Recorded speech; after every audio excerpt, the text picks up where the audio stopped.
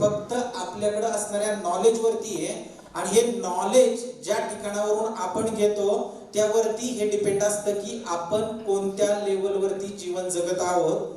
आणि या ठिकाणी उपस्थित असणाऱ्या प्रत्येक व्यक्तीला जीवनातल्या उत्तुंग ठिकाणी नेण्यासाठीच्या नॉलेजचं आजचं पायाभरणीचं सेशन असणार आहे।